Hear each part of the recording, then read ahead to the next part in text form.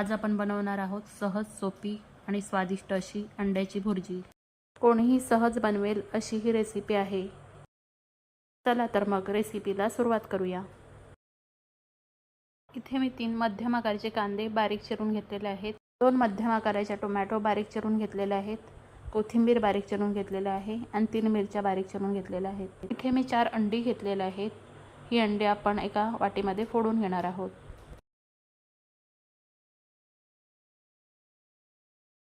आता आपली सगळी अंडी फोडून झालेली आहेत। आता मी गॅसवरती तवा तापायला ठेवलेला आहे। आता याच्यामध्ये आपल्याला तेल घालायचं आहे।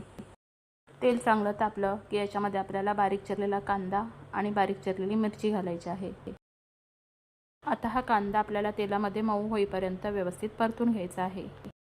या कांद्यामध्ये आपण थोडं मीठ घालूया म्हणजे आपला कांदा लवकर मऊ होईल।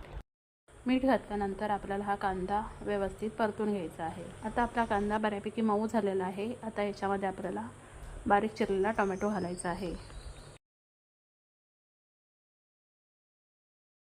आता हा टोमॅटो सुद्धा आपल्याला कांदा सोबत मऊ होईपर्यंत परतून घ्यायचा आहे।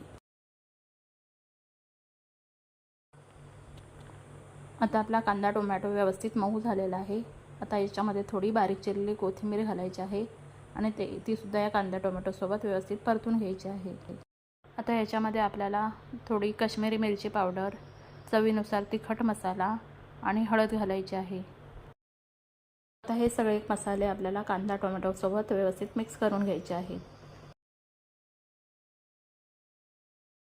आता हे मसाले सुद्धा व्यवस्थित परतून झालेले आहेत। आता आपल्याला याच्यामध्ये फोडलेली अंडी घालायची आहेत।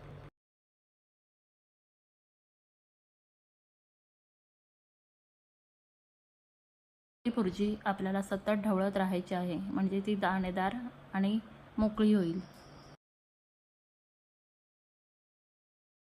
आता आपल्याला भुर्जीमध्ये चवीनुसार मीठ घालायचं आहे आणि मीठ घातल्यानंतर ही भुर्जी आपल्याला व्यवस्थित ढवळून घ्यायची आहे।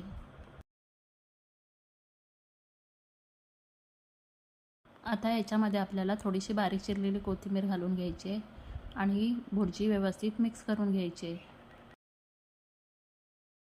आता याच्यावरती झाकण ठेवूया आणि एक वाफ काढून घेऊया। आता आपली चमचमीत अशी अंडा भुर्जी तयार झालेली आहे।